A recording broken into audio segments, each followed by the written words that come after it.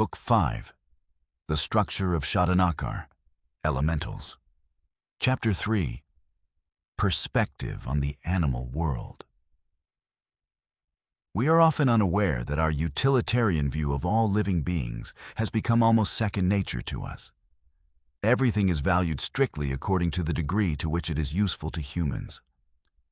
But if we have long considered that historical cultural provincialism, elevated to the status of political theory known as nationalism, barbaric, then humanity's cosmic provincialism will appear just as ridiculous to our descendants.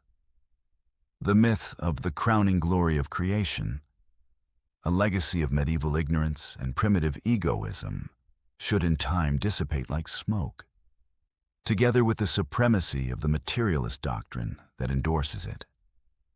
We are witnessing the emergence of a new worldview, in which humans are one link in a great chain of living beings. We are higher than many, but we are also lower than a great many more. And every one of these beings has an autonomous value independent of its usefulness to humanity. But how do we determine that value in every specific case? What criteria do we use? On which standard of values should we base our judgments? We can first of all state that the material or spiritual value of anything, whether it be material or spiritual, increases in direct proportion to the total efforts expended on its becoming what it is now. Of course, when we try to apply that principle to the valuation of living beings, we soon arrive at the conclusion that it is impossible for us to ascertain the exact amount of those efforts. But it is possible to realize that the higher the being on the cosmic staircase, the greater the amount of efforts, its own efforts, those of nature, or those of the providential powers, expended on it. The development of intellect and of all the faculties that distinguish humanity from animals demanded an incredible amount of work by humanity itself, and by the providential powers an amount greater than was needed earlier to raise animals from lower to higher life forms. That is the basis, as best as we can grasp it, of the cosmic standard of values. It thus follows that the value of a protozoan is less than that of an insect, the value of an insect less than that of a mammal, the value of a non-human mammal far less than that of a human, the value of a human tiny compared with that of an archangel or national demiurge, while the value of the latter, notwithstanding all its grandeur, pales next to the value of the elite of light, the demiurges of the universe. If we examine that principle in isolation, we might draw the conclusion that humans bear practically no responsibility toward anything below them. If the value of humans is higher, it must mean that nature itself dictates that humans utilize beings lower than them in a way useful for the race. But no moral principles should be examined in isolation, for they are not sufficient unto themselves.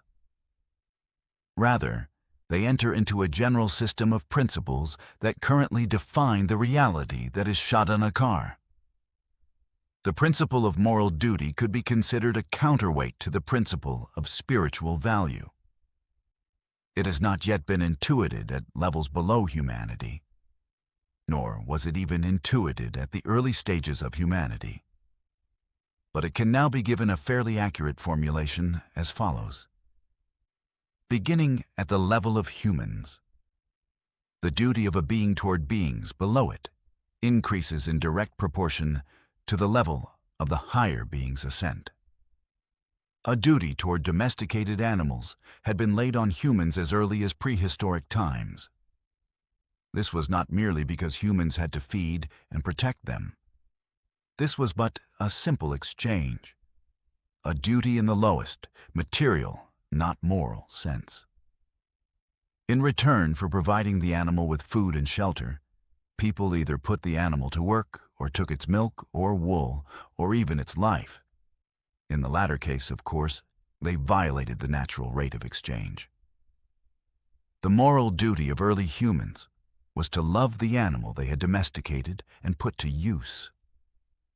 Riders of ancient times who felt a deep bond to their horses.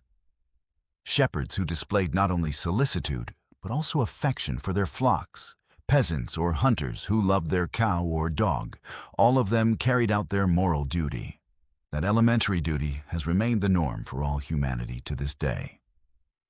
It is true that higher individual souls, those we call saints, and to whom Hindus refer using the more precise word Mahatma, great soul, intuited a new, much higher level of duty that issued naturally from their spiritual greatness. The lives of the saints is full of stories of friendships between monks or hermits, and bears, wolves, or lions. In some cases they may be legends, but in other cases, such as that of Saint Francis of Assisi or Saint Seraphim of Sarov, facts of that nature have been verified by eyewitness accounts. Of course, only sainthood is capable of such a level of duty toward animals.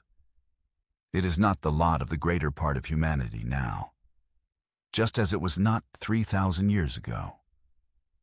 But 3,000 years is a long time, and there is no justification for the claim that we are doomed to remain at the same level of primitive duty as our distant ancestors. If people groping their way through a finite and mist-shrouded animistic world could find it within themselves to love their horse or dog, then for us that is no longer sufficient. Does the lengthy road that we have traveled since then not oblige us to strive for more? Is it not within us to love those other wild animals, at least those that do us no harm, from whom we receive no direct benefit? All living beings, including protozoa, possess what we have provisionally termed shelts, or if the reader prefers, souls. That is to say, a fine variomaterial coating that the immortal monad fashions for itself. Material existence is impossible without a shelt, just as any existence whatsoever is impossible without a monad. The monads of animals abide in kermis, one of the worlds of higher purpose, while their souls complete a lengthy journey up an ascending spiral through a special sakwala of several planes.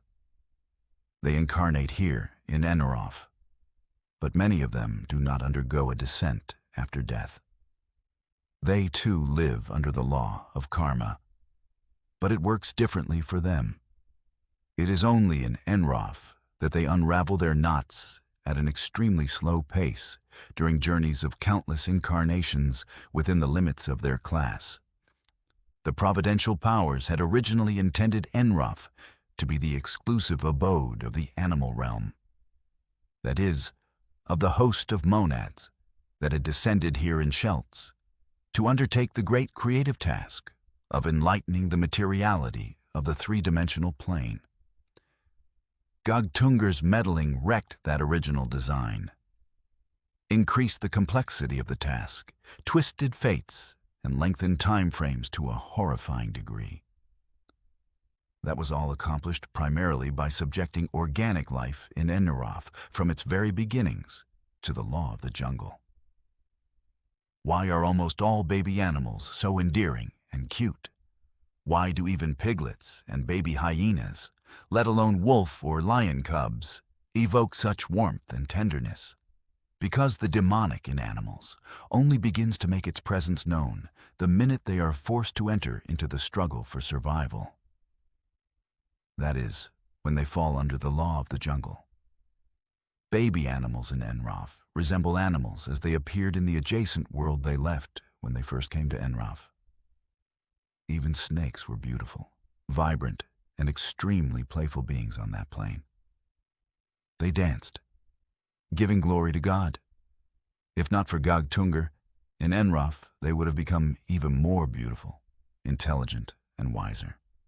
Gogtunger's activities caused a sharp line to be drawn between two halves of the animal world.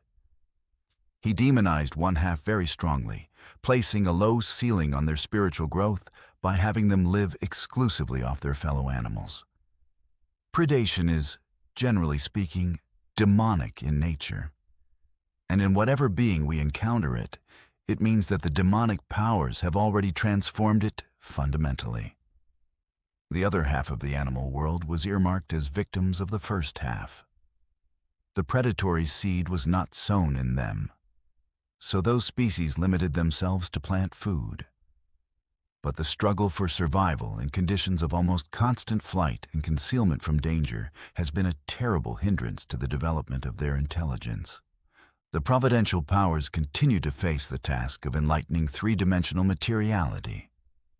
Since the animal world had been incapacitated in that respect, at least for the foreseeable future, preconditions were created for one species to be singled out, a species that could perform the task successfully in a shorter period of time.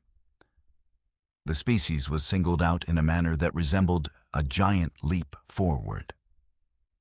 At the same time, the parent species, from which the new, progressive species separated, served as a kind of trampoline for it.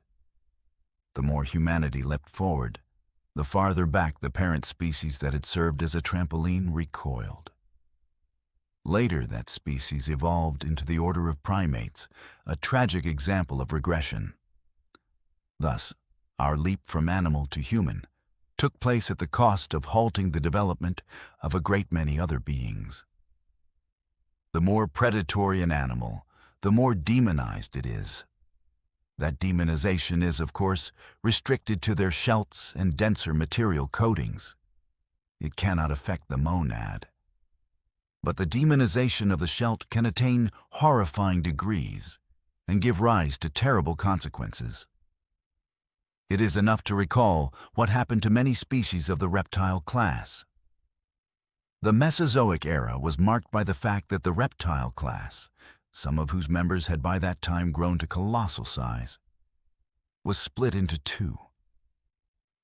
The half that remained herbivorous was given the opportunity to continue their development on other planes.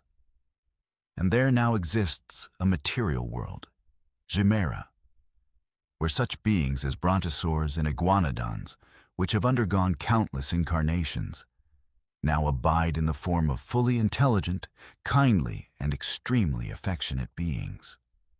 As for the other half of the giant lizards, the predators, they evolved on other planes in the opposite direction. For a long time now, they have had karak instead of physical bodies, and it is none other than they who rampage in the shrasters in the form of rarugs. Chimera, the present abode of the better half of prehistoric animals, has already begun to disappear as they move on to higher planes. Two other planes are full of a myriad of beings. Isolde, the world of the souls of most animals in existence today, through which they flash very quickly in the intervals between incarnations, and Ermastig, the world of the souls of the higher animals. The representatives of only a few species ascend to Ermastig after death, and only some members even of those species do so. They remain in that world much longer than the others remain in Isong. That all brings to mind the words of Zosima the Elder in the Brothers Karamazov. Words remarkable for their wisdom. Look at the horse, or the lowly, pensive ox. Look at their visages. What meekness, what devotion to man, who often beats them mercilessly.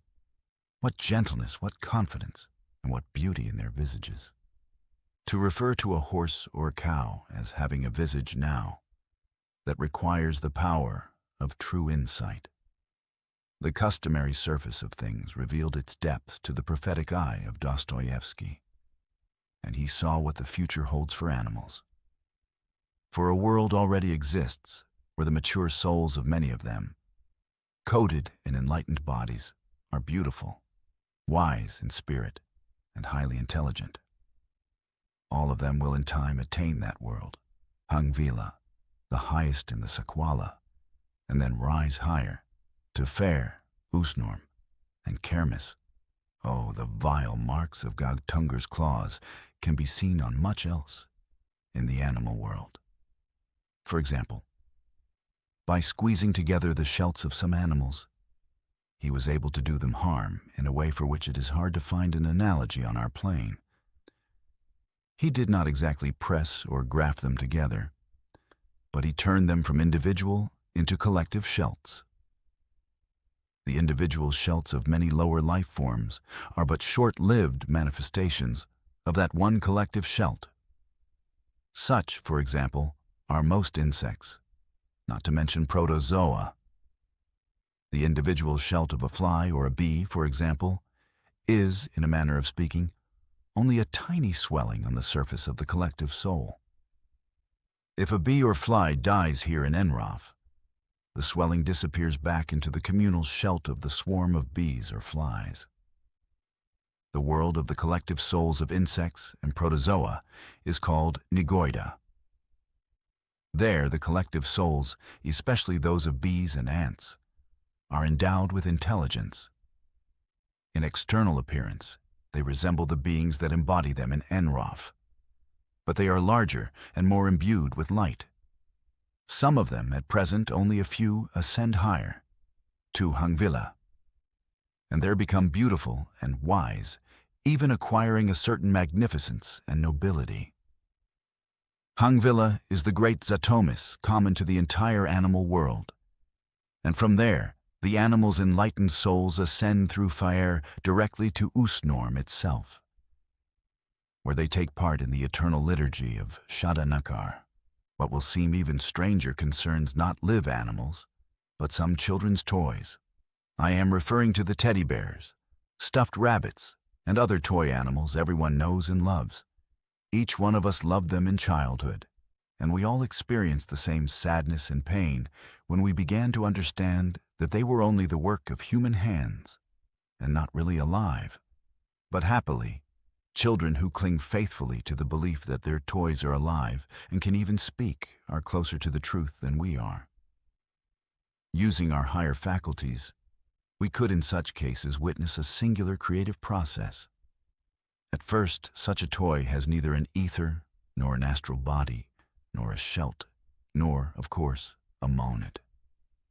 But the more a teddy bear is loved, the more a child's soul showers it with tenderness, warmth, affection, pity, and trust. The denser and more concentrated becomes the fine matter within it, of which a shelt is made. A genuine shelt gradually forms, but it has neither astral nor ether body, and therefore the physical body, the toy, cannot come to life. But when the toy, permeated throughout with an immortal shelt, perishes in Enroth, a divine act takes place, and the newly created shelt is paired with a young monad entering Shadanakar from the heart of God.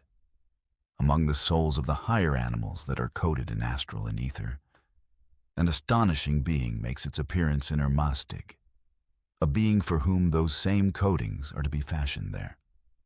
They are striking not for their beauty or grandeur, but rather for that inexpressible something that softens our hard hearts at the sight of a baby rabbit or fawn. In Ermastig, those beings are even more wonderful, because their respective toys have never had a drop of evil in them. There, together with the souls of real bears and deer, they live a delightful life, receive an astral body, and then ascend to Hangvilla like the rest. I can give here only a bare outline of a method for solving problems associated with the transphysics and eschatology of the animal world. But even that will be enough to realize how much more complex the matter is than the thinkers of the older religions believed. The simplistic formula, "animals know no sin," does not do the least justice to the essence of the matter.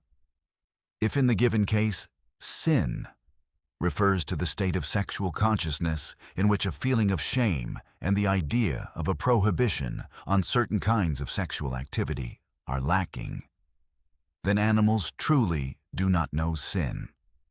But it would be better to say that for them these activities are not prohibited, not punishable by karma, and not a sin.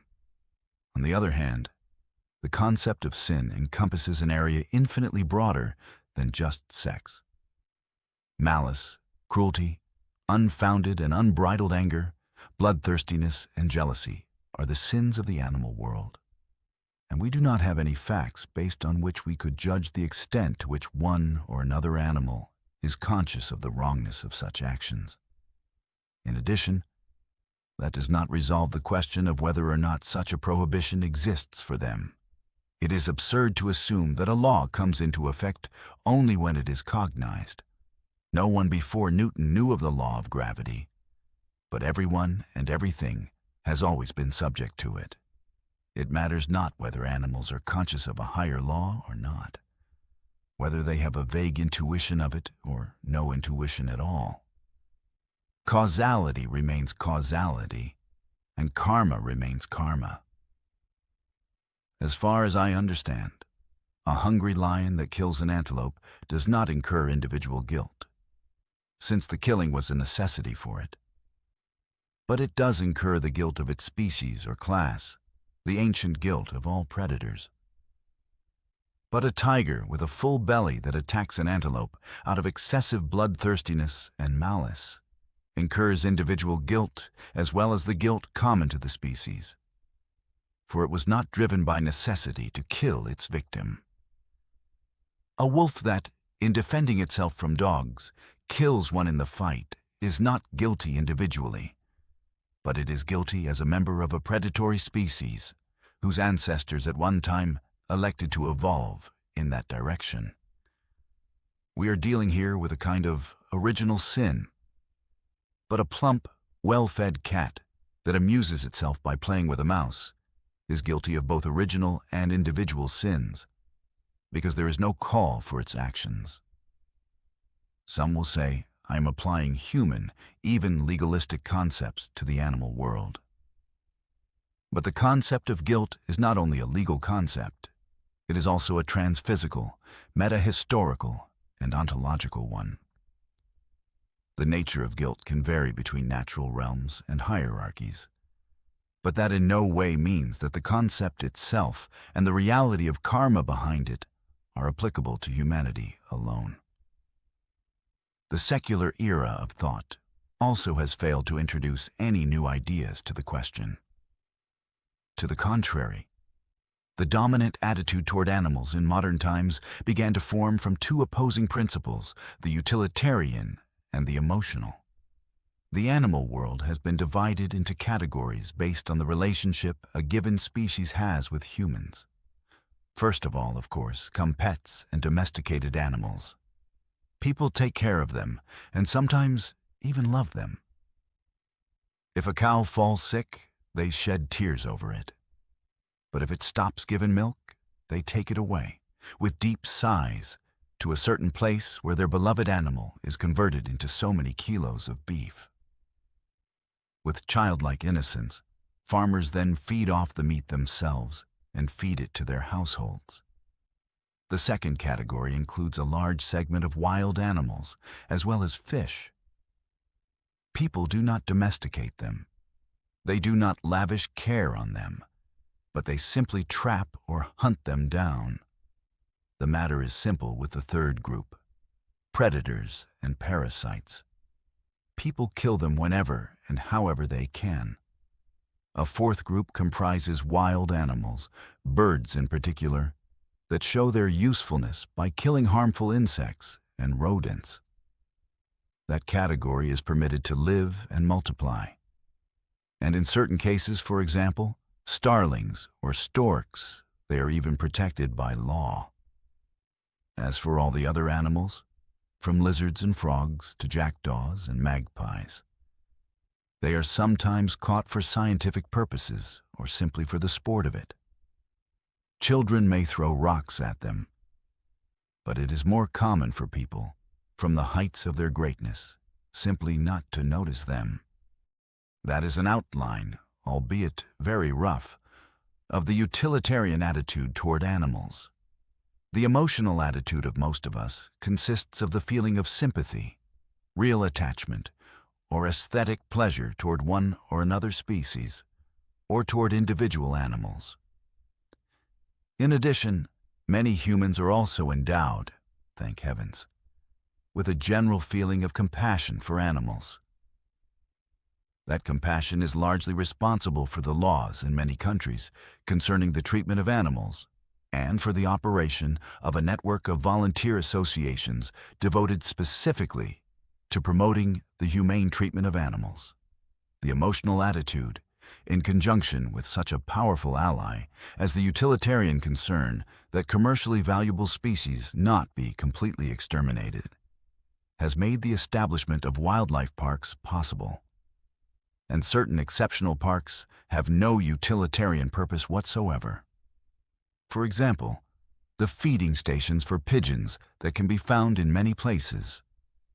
I have been speaking, of course, about the attitude toward animals in Europe, North America, and many countries in the East. But India presents an altogether different picture.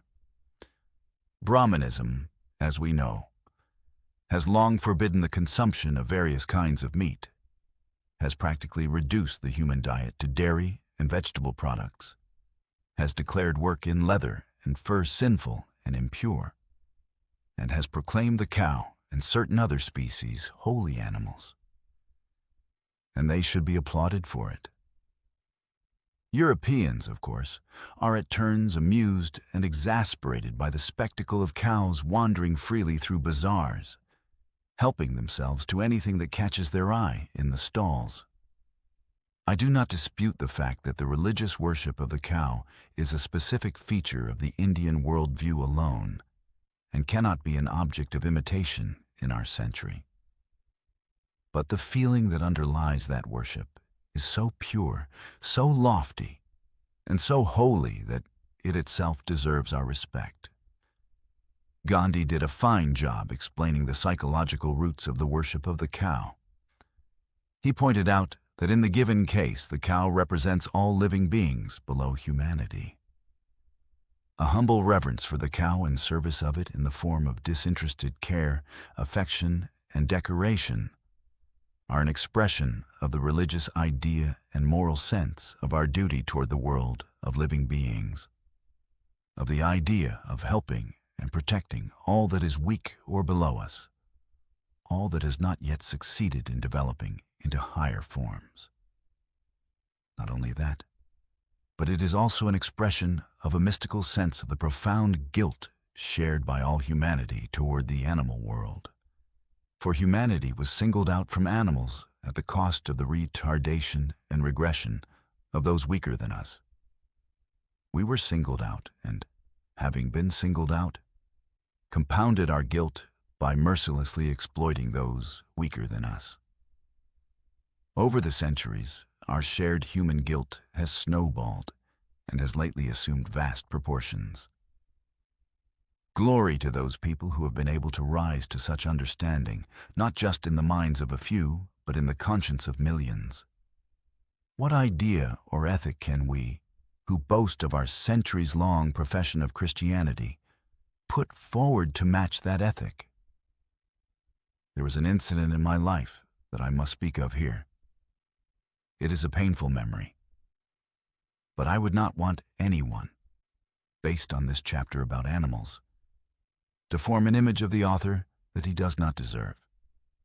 It so happens that once, several decades ago, I consciously, even purposely, committed a vile, loathsome crime against an animal that belonged to the category of friends of humanity.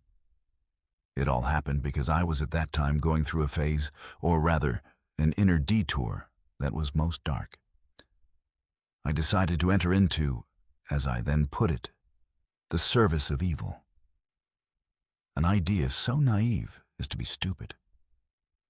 But because of the romantic aura that I cloaked it in, it took hold of my imagination and resulted in a chain of actions, each more appalling than the previous one.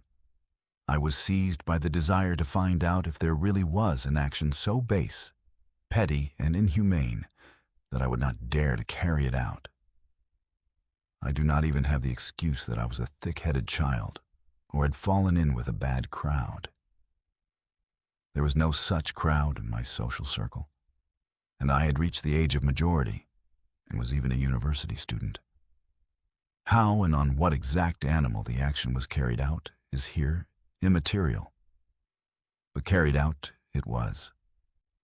The compunction I felt, however, was so strong that a revolution of terrific force took place in my attitude toward animals, an attitude that I have had ever since. It also served as the overall turning point in my inner life. If that shameful stain were not on my conscience, I might not now experience such aversion, sometimes even to the point of a complete loss of self-control toward any torture or murder of animals. It is for me now axiomatic that, in the overwhelming majority of cases, excepting only self-defense from predators or parasites or the lack of any other food source, the killing or torture of animals is loathsome, unacceptable, and unworthy of humans. To do so is to violate one of those moral foundations on which we must firmly stand in order to retain the right to call ourselves human. Of course, hunting, when it is the principal means of livelihood for certain primitive tribes, cannot be condemned morally. One would have to be a vegetarian Pharisee to censure Hottentots or Goldie, for whom abandonment of the hunt would be tantamount to death. And all who find themselves in similar circumstances can and should support their own lives and the lives of others through hunting. For the life of a human is more valuable than the life of any animal. For the very same reason, people have the right to defend themselves from predators and parasites. It is known that many Jains and some followers of extreme Buddhist sects do not drink water except through gauze and, while walking, sweep the path in front of them before every step. I remember there even being ascetics in India who let parasites feed on them.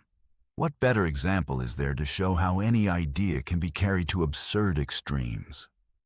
The mistake being made here is that humans, for the sake of saving the lives of insects, and even protozoa, that is, beings of much less value, place themselves in conditions where both social and technological progress become impossible.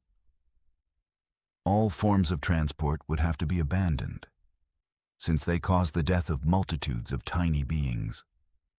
A ban would even have to be laid on agriculture and the tilling of the soil in general, since it results in the death of billions of tiny creatures. In modern India, Jains are primarily engaged in liberal professions and commerce.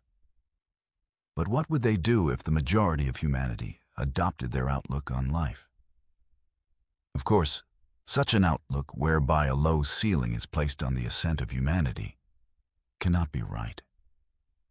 But what, from the transphysical, not materialist point of view, are parasites and protozoa? Like the majority of insects, they possess collective souls, but they lag far behind in spiritual growth. Properly speaking, we are not dealing here with a simple lag, but with Gog Tunger's active demonization of their collective Shelt. The Shelts are in the status of slaves in Nagoida, possess only partial intelligence, and undergo a journey of spiritual growth exceptional for its slowness and duration. Only at the moment of our planet's passage into the third eon will they attain enlightenment. For the present, parasites, that is, beings of much lesser value, live on and get fat off of animals and humans, beings of comparatively higher value. We are therefore right to exterminate them, as we have no other alternative at the given stage. Predators live at the expense of animals, beings of equal value, or humans, beings of higher value. Those predator species whose predatory nature we are unable to alter should be gradually exterminated in Enroth. I say gradually, not only because it cannot be done in any other manner, but also because the means to alter even their nature might be discovered in the meantime. There is every reason to hope that the nature of many predatory species, especially among the higher mammals, can be changed at a fundamental level. It is enough to recall that the dog, that one-time wolf, is now capable of doing entirely without meat. And this despite the fact that humans have never set themselves the goal of turning dogs into vegetarians. Dogs were weaned away from meat out of purely economic considerations. Still, the success of these measures points to the excellent prospects in that area, prospects that are only now revealing themselves. Thus, hunting predators is the second kind of hunting that should not be condemned at the present stage of humanity. But another set of measures will be necessary alongside it. I will speak of them further on. What will be subject to unconditional abolition, even a strict ban, is hunting for sport. I know full well what the lovers of deer will raise a howl of protest, and pheasant shooting were this demand to gain widespread support in society, and from a utopian dream of individual eccentrics turn into the insistent appeal of all progressive humanity. It is not difficult to foresee the arguments they will use in their defense. They will enlist the aid of every rationalization a crafty mind is capable of concocting when it is called on to assist a twisted instinct. They will scream, for example, about the benefits of hunting, about how it tempers one's body, as if it could not be tempered in some other fashion, how it builds character, will, resourcefulness, courage, as if humans faced some kind of danger hunting wild game. They will shower us with assurances that hunting is essentially a pretext, a mere means to the genuine end of enjoying the great outdoors, as if it couldn't be enjoyed without the additional pleasure of seeing a hare run down by a dog. They will arm themselves with brilliant psychological concoctions a la Knut Hamsun to prove that the hunting instinct is an inalienable human attribute, and that the joy of hunting originates from a combination of the satisfaction of that instinct and a sense of being a part of nature. From their perspective, they do not view nature through the eyes of idle city slickers in the woods, not from the outside looking in. They become part of nature when they wait in ambush behind a tree. But no matter how much they imagine themselves part of nature, all their feelings are not worth one glance from the dying eyes of a goose they have shot. All the twists and turns a cunning mind may make are refuted by one short statement by Turgenev. Himself a passionate hunter, he was honest both with the reader and himself. He knew and said firmly and plainly that hunting has no relation whatsoever to a love of nature. I can't enjoy nature while I'm hunting all that is nonsense. You enjoy it when you're lying down or resting after the hunt. Hunting is a passion, and I don't, nor can I see anything except some pheasant hiding in a bush. No true hunter goes into the wild to enjoy nature. Turgenev speaks openly and plainly. Why do others deceive themselves and those around them by justifying hunting as love of nature? Oh, I know their kind well enough. Courage, honesty, simplicity, a keen eye, broad shoulders, a weather-beaten face, a clipped manner of speech, a racy joke from time to time. What more could be asked for in a real man? They are held in respect by those around them. They hold themselves in respect for their strong nerves, which they mistake for a strong spirit, for their sober view of things, which they mistake for intelligence, for the bulge of their biceps, worthy, they think, of the Lord of nature, for what seems to them an eagle-like gaze. But if you look at them closely, if you peek behind their imposing facade, you will find only a tangle of every possible kind of egoism.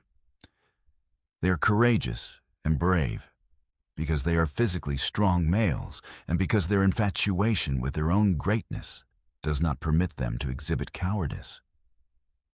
They are straightforward and honest because their awareness of these virtues permits them to rationalize self-worship.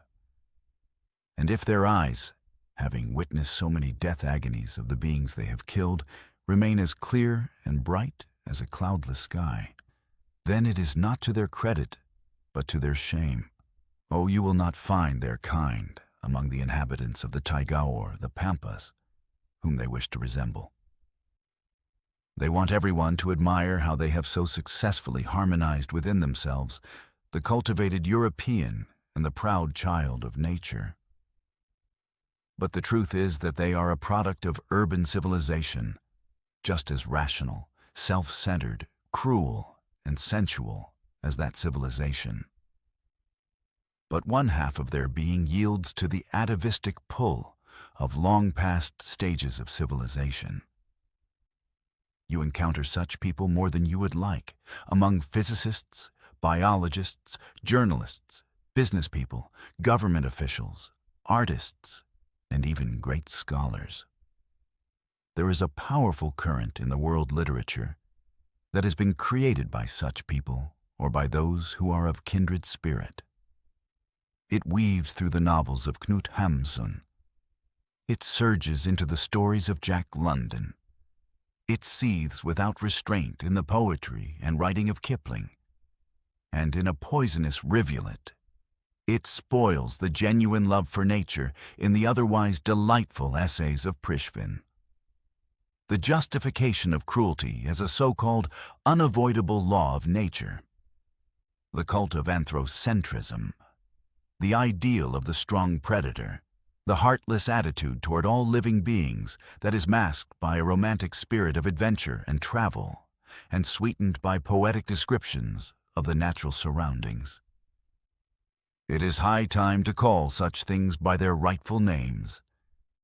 We have no right, absolutely no right, to purchase our pleasure at the price of the suffering and death of other living beings. If you do not know any other way to feel a part of nature, then do not try. It is better to remain completely outside nature than to be a monster within it. For in entering nature with a gun and amusing yourself by sowing death all around, you become a pitiful pawn in the hands of the one who invented death, who invented the law of survival, and who grows fat and swollen on the suffering of living beings. There will be others who will say, what are animals? People are dying by the millions in our century from wars, from starvation, from political tyranny. What a time to weep over squirrels and grouses. Yes, it is time. And I am simply incapable of understanding what world wars, tyranny, and other human atrocities have to do with animals. Why must animals die for the amusement of heartless vacationers until humanity finally irons out its social problems and takes up the softening of hearts in its free time? What is the link between the two? Could it only be that, as long as humanity afflicts itself with wars and tyranny, the public conscience will be too muffled, overwhelmed, and preoccupied to feel all the vileness of hunting and fishing? Yes, fishing too. That same fishing that we so love to indulge in against an idyllic backdrop of summer sunrises and sunsets, almost moved to tears by a feeling of deep inner peace. But at the same time that we pick up a squirming worm with our fingers and run a hook through its body, in our thoughtlessness we fail to realize that it is now feeling what we would feel if a monster the size of a mountain grabbed us by the leg, stuck an iron spike through our stomach, and threw us into the water to a waiting shark. People will say, "Fine, but you do not have to fish using worms. You can use bread, lures, and so on." Yes, you can. And it will no doubt be a great comfort for the caught fish to know that it will die, having been fooled by a shiny piece of metal and not a worm. One can also still come across relics from the distant past who, in all seriousness, continue to believe that a fish or lobster does not experience suffering because it is cold-blooded. And in actual fact, there was a time long ago when humanity, ignorant of animal anatomy, imagined that sensitivity was a function of blood temperature. Incidentally, it was because of this fallacy that the Semitic religions included fish in the list of their permitted dishes, and even saints did not shrink from indulging in it. Heaven forbid that we should condemn them for it. Religious experience, no matter how great and high it may be, cannot entirely take the place of scientific knowledge, and vice versa. Science was at that time in its infancy, and no one, not even saints, is to blame for the delusion that cold-blooded animals feel no pain. But we now know what nonsense that is. We now realize, after all, that a fish dangling from a hook or squirming on the sand is writhing in pain and nothing else. What are we to conclude then? The white raiments of poetic contemplation that we clothe ourselves in during bucolic hours of sitting with fishing rod in hand, are they not spattered to the point of revulsion with blood, mucus, and the guts of living beings? The same beings frolicked in the crystal clear water and could have lived even longer if not for our supposed love of nature. One is also confronted with the rationalization that since everything in the animal world is founded on the law of the jungle, why should humans be an exception? That everything in the animal world is founded on the law of the jungle is simply not true. Or are there too few herbivores? Or have the providential powers not wrested hundreds of species from Gogtunger's clutches in that single respect alone? Are there really too few completely harmless beings in nature that are not even physically equipped to consume meat? What is more important? Wherever did the human brain come up with the idea that the morality of animals should serve as a model for our behavior, if our hunters admire the courage of predators? Incidentally, this is not so much courage as simple confidence in their physical strength and impunity. Then why not imitate predators? The wolf, for example. In other ways, say, in killing a wounded or weakened member of one's own pack. And how can we justify confining ourselves to imitating only mammal predators? Why not take an even more striking example as a model? For instance, among spiders, is not the male devoured by the female right after fertilization? I think that such a brilliant idea will not occur to apologists of our animal nature, only because they, as a rule, belong to the male half of humanity. If it were the female spider that the male spider devoured after giving birth, proponents of such a courageous mode of action would no doubt turn up among us. But with all its grotesqueness, hunting for sport does not cause as much evil as another source, one that has arisen, unfortunately, in connection with recent progress in science and mass education. I pick up a book from the series A Practical Guide for High School Teachers by a certain Y.A. Zinger and published by Uchpedges in 1947 under the title Protozoa. I open it to page 60 and read the directions on how an experiment dealing with the extraction of gregarin parasites from the intestines of a flower worm should be conducted during a biology class. Slice open the back side of the worm and detach a section of the intestines. One can also simply cut off the head and tail of the worm, then pull out the intestines from behind with tweezers. Squeeze the contents of the intestines onto a slide and, moistening it with water, look at it under low magnification. Do you mean to say that students don't throw up watching that? Are they already inured to it? Have they already learned, with the teacher's aid, to suppress their horror and disgust? Do they already know enough to label natural pity sentimentality? Have they learned to call a boy a sissy because his hands shake or his eyes display pain, revulsion, and shame during such an experiment? I turn 2 pages. Ether is used to put the frog to sleep. There is also a simpler method. Take the frog by its hind legs and hold it belly up, then strike its head hard and quickly against the end of the desk. then slice open the belly of the frog. In that manner, children may very well receive a graphic lesson about parasites in a frog's intestines, something of vital necessity for everyone, I am sure, for life would be impossible without it.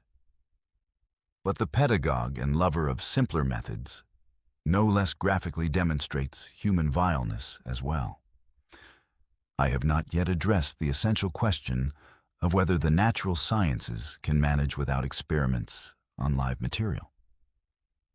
But even if those experiments were a sad necessity, what arguments can there be for inuring all high school students to them?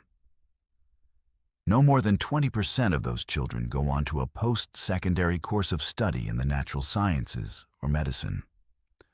Why stifle a basic feeling of pity and cripple the very foundations of conscience in the remaining 80%? For the sake of what fabricated good of humanity, do we kill hundreds of thousands of experimental animals? Why and for what? What right do we have to turn high school biology classes into lessons in the murder and torture of defenseless beings? Certainly it is not impossible to replace that bloodbath with slides, large-scale models, or diagrams. And if we want to keep to the tried and true method, then, having said A, we must say B. If we are to adopt the hands-on method of teaching, then why shouldn't a history teacher discussing the Inquisition stage an instructive demonstration that concretely familiarizes students with the use of Spanish boots, garrotes, the rack, and other scientific and technological achievements of the day? And now a few more words about live material in general. Scientists have become so accustomed to their own terminology that they no longer notice what moral sterility, what petrifaction of conscience resounds in the stilted, crudely utilitarian phrase, live material, regarding the subject of live material in scientific laboratories and the use of that method in science in general. What is done is done. The dead cannot be brought back to life. And it is pointless to argue whether scientific progress in previous centuries would have been possible without it. But is it possible now? It is the desire to economize one's efforts that is to blame for scientists focusing their attention on that method as the cheapest and easiest way to their goal. Having become legalized, it now appears to many to be irreplaceable, the only feasible method. Nonsense. It is laziness that prevents them from spending time and energy on developing a different method, that and the stinginess of the public and private sectors, nothing more. Laziness and stinginess are, generally speaking, disreputable traits, and when they prove to be responsible for such mounds of victims, how are we properly to view them? Of course, to seek out single-handedly a new methodology is a hopeless task. Thousands of young doctors, teachers, and laboratory assistants, on beginning their careers, experience a natural feeling of revulsion for the scientific techniques associated with the torture and killing of living beings. But as things stand, every such person faces a dilemma. Either stifle their compassion with rationalizations about the good of humanity or abandon a career in science, since there is no other methodology. The overwhelming majority, of course, choose the former and gradually become increasingly inured to the practice of inhumane methods. The discovery of a new methodology is realistically possible only as the result of a long-term commitment by a large collective body and association, made up of people working in various branches of science devoted to that goal. Such an undertaking can be realized only if it is funded by a wealthy body in the public or private sector. But the victims of our love of nature and the victims of our thirst for knowledge are but hillocks or knolls next to the Mont Blancs, the Everests of fish netted on the open sea, of the corpses of cattle and pigs piled high in slaughterhouses. In short, the corpses we buy in stores and consume at finely set tables. Even worse, the utilitarianism of technological progress has at last reached the peak where it has been proved cheaper to can crabs, for example, without killing them first, but instead ripping their shells off.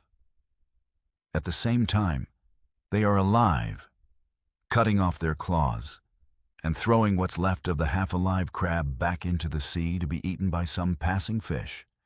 It would be a good idea to give the inventor of that crab canning apparatus a few years' holiday in solitary confinement. Let the inventor spend time pondering the question of whether he or she is a human being or not.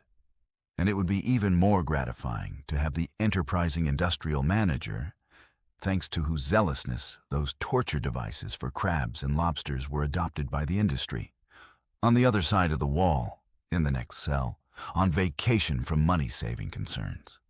Let's suppose such abominations are extreme cases and will soon be eliminated. How are we to regard meat and fish as products of mass consumption, or the manufacture of leather, or the processing of animal fur? Even if all this is not very moral, is it not a necessity? True, we are still faced with an element of necessity in this respect. But, if the truth be stated, it is already much less than is thought.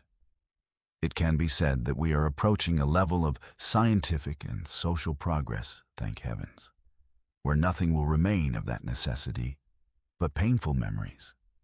Every year, applied chemistry is improving the quality of leather substitutes. Artificial fur is becoming cheaper and more readily available than the natural variety. And if it is still inferior to it in quality, in time the defect will be rectified. The time is thus approaching when the processing of animal skins or furs for commercial purposes could be banned.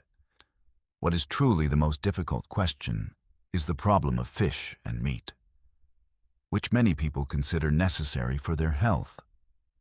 But why, in truth, are they necessary?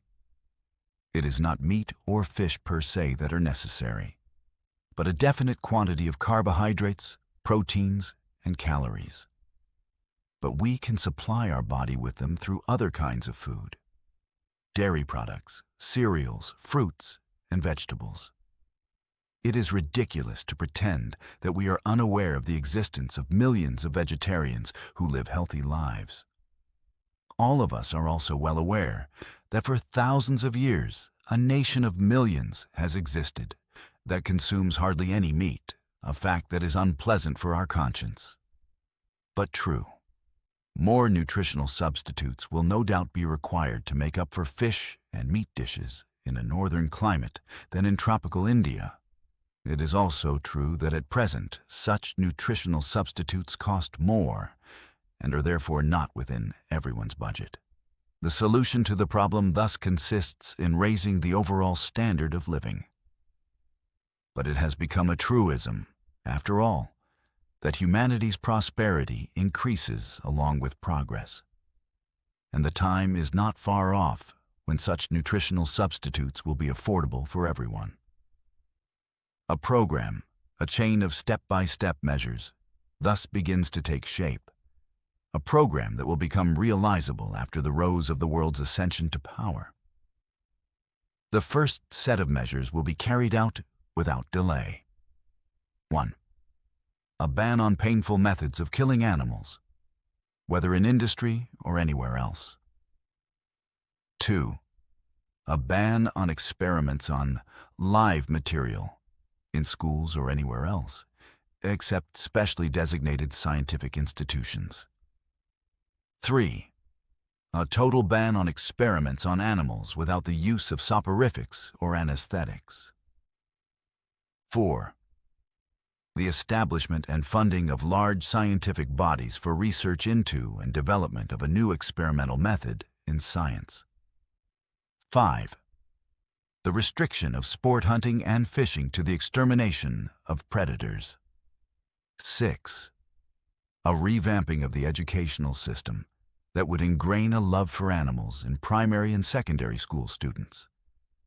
an unselfish love born not of an awareness of a given species' usefulness, but of an organic need to love and help all beings weaker and less developed than humans. 7.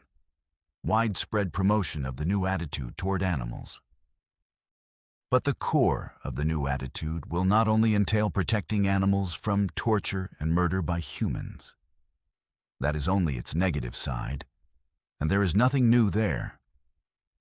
Its positive side, which is indeed new, entails providing active assistance to the animal world in its evolution and reducing the number of stages and the time span needed for that evolution. But what does that mean? It means the establishment of peace between humans and animals, excluding predators, research into methods for the reorientation of certain predatory species, renunciation of the use of any animal for the purposes of security, and the artificial acceleration of the intellectual and spiritual development of certain higher species in the animal world.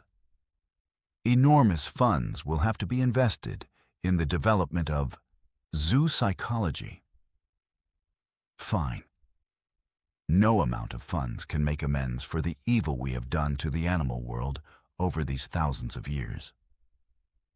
A new branch of knowledge will appear: zoopedagogy, the pedagogy of animals. Careful study will lead to the identification of certain predator species that, like dogs and cats, can be reoriented. Did I not already mention that the one-time wolf has before our very eyes become capable of digesting plant food? And that is in spite of the fact that humans did not try to curb, but, to the contrary, cultivated its instinct for blood in the interests of hunting and security. If not for that, what playfulness, what meekness, what goodness would we now witness in dogs, in addition to their loyalty, courage, and intelligence? And who can doubt that such work on many predatory species, work done by people equipped with knowledge of animal psychology, physiology, pedagogy, and, more importantly, love, can reorient them, help them evolve physically and intellectually, soften their hearts, and transform them? Even now, dogs are capable of remembering as many as 200 words, and not mechanically, like a parrot, but with full awareness of their meaning. They are beings with truly immense potential. Their development has reached the point where the species can make a giant leap forward. It is up to us to ensure that that radical transformation takes place in our lifetime. To see that the inadaptability of some of the dog's organs does not retard its evolution for centuries to come. The emergence of speech in dogs is not impeded by their overall level of intelligence, but by a purely mechanical barrier in the form of the unsuitable structure of those organs necessary for speech. Its overall development is also impeded by another barrier: the absence of extremities for grasping, or rather, the inability of their paws to perform those functions performed by our hands. Yet another branch of animal physiology will develop: a science concerned with biochemical engineering of the embryo to effect the structural changes necessary for the accelerated development of speech organs and the transformation of its forepaws into hands. Dogs' mastery of speech, even if only a few dozen words, will have a trickle-down effect on the rate of their overall growth in intelligence. In 100 years, people will have extraordinary friends who, thanks to human help, will have shortened their allotted path to the span of a few generations instead of 100,000 years. The next candidates for accelerated development will probably be cats, elephants, bears, and perhaps some rodent species. Horses, which have progressed very far intellectually and are indubitably morally superior to cats and dogs, are endowed with an unfortunate feature: hooves, that prevents them from entering onto that path anytime soon. The same is true of deer and buffalo. Elephants, which are endowed with a marvelous trunk for grasping, face a different impediment: their size, which requires an inordinate amount of food. It is possible, however, that science will discover a way to shrink their size and thus remove the chief obstacle to the rapid development of their intellect. It is reasonable to suppose that elephants will not lose any of their extraordinary charm if, while endowed with the gift of speech, they do not surpass a modern-day baby elephant in size. Thus, after a certain period of time, the roes of the world will be able to carry out a second set of measures. 1. A ban on the murder of animals for any kind of commercial or scientific purpose. 2. Tight restrictions on animal slaughter for the purpose of consumption. 3.